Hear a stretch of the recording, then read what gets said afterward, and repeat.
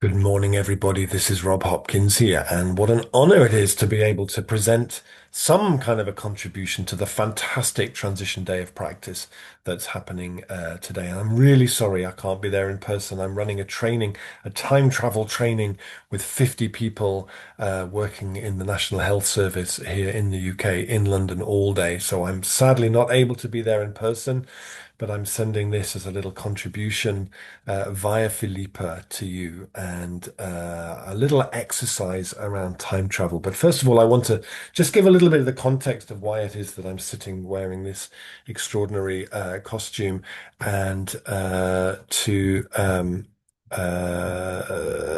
I make this video work? I have a video here. So, welcome to Totnes.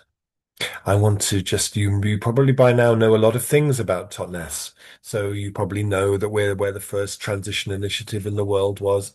But what you probably don't know is that deep underneath Totnes Castle, in our secret laboratory, we have been working now for many years to create the world's first actual time travel device.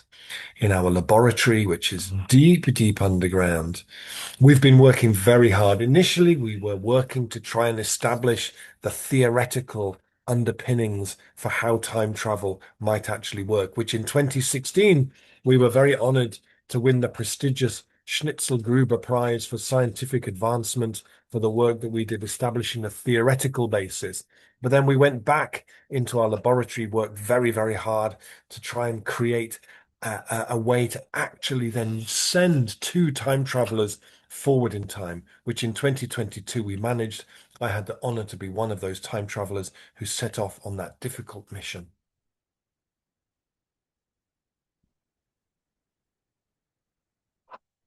And so if you visit Totnes today, you will find that it's like sort of Silicon Valley for time travel. There are lots of different time travel researchers there. It hasn't been without controversy.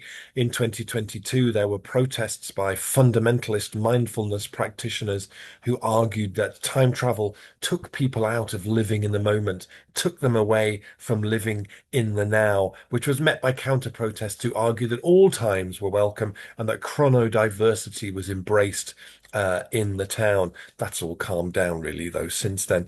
But now, if you visit Totnes today, it's like a kind of a departures lounge for time travelers. Yes, we have our current team, but also it's become like a place, a departures lounge where people from different moments in history, different time travelers will arrive in the town. It's really quite an extraordinary place to be. And so our time travel crew from the laboratory wanted to send their greetings to you and their best wishes for this incredible transition day of practice. And they have given me something to bring along to use with you, which is our portable time travel device. It's a very, very powerful thing that allows us to turn any space into a time traveling opportunity. So I want to do a little exercise with you where, well, first of all, I'm going to show you this because this is some serious, serious quantum power here. I'm sure you can probably feel it, right? It's starting to kind of rearrange things. It even works online. This is a phenomenal piece of technology that allows us to bring time travel into people's everyday lives, into their everyday existence. It's beautiful. So I'm going to ask if you might close your eyes, please. And if you're sitting on a chair or whatever, feel the ground underneath your feet and take the deepest breath that you've taken all day.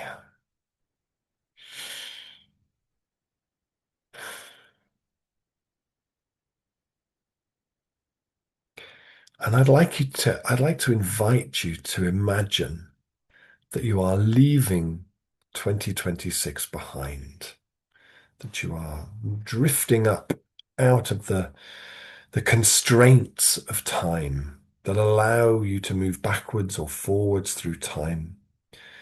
And we're going to start to move forward 2026 to 2027, 2028.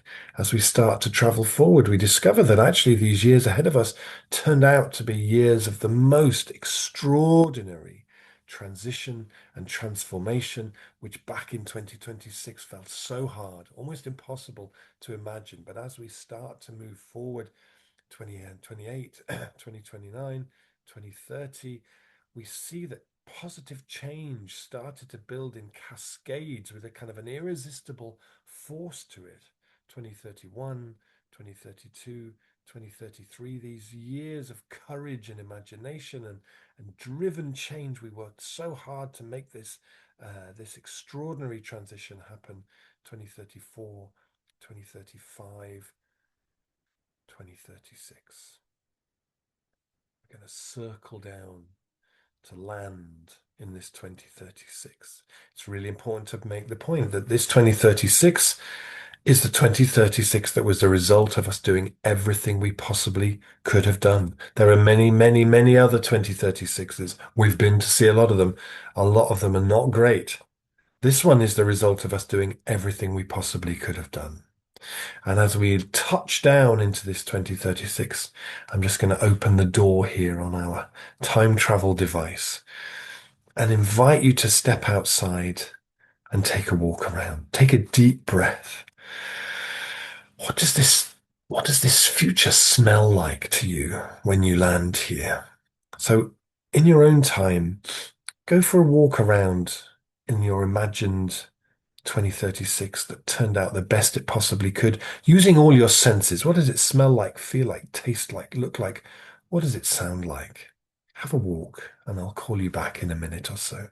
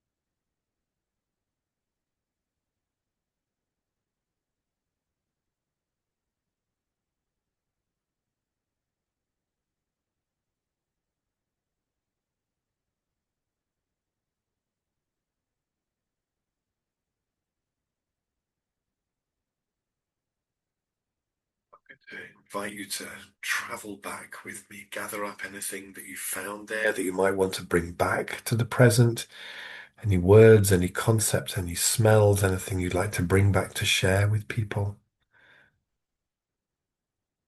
And we're going to set off back to the present through 2035, 2034, 2033, 2032, 2031, 2030, 2029, 2028, 2027, 2026. Welcome home. Welcome home. You can open your eyes again now. In a moment, I'm going to hand back to Philippa, who will invite you using the chat here to share what were the impressions that you had there. What did you see? What did you feel? What surprised you? What delighted you in that future that you went to? But before I hand back to Philippa, I just want to say a little bit about why I think doing this is so important. I think we live in a time where the future is being cancelled and the future is being colonized, and I think that's really, really dangerous.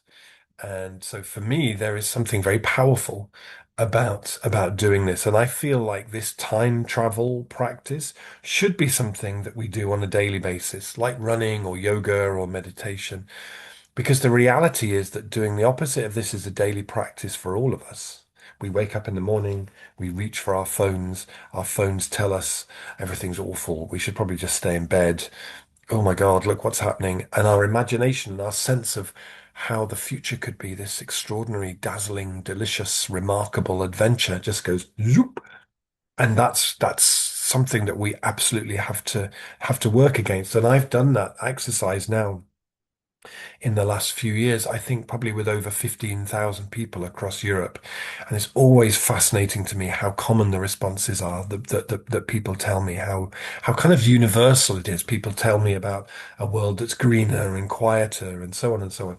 And many of the things that I'm sure will be echoed in the comments that you share there. And Elise Boulding, who was an environmental activist and a peace campaigner, she was the person who invented peace studies as an academic practice back in the 90s. She did this exercise in men's prisons all the way back in the early 90s. And she wrote up what they told her, almost identical to what people tell me today. And her conclusion was, I think we have many more co-workers for the work ahead than we might imagine. So this is one of the reasons why I think doing this kind of time travel practice is so, so, so important. And I hope you enjoyed time traveling with me. I look forward to seeing what you share in the comments in terms of what you saw when you were there. And I hope this is a practice that you'll be able to take out into your daily life, so that Totnes is not the only place where we have a time travel research program. And yeah, have a wonderful transition day of practice. I will hand back to Felipa, and power to the imagination.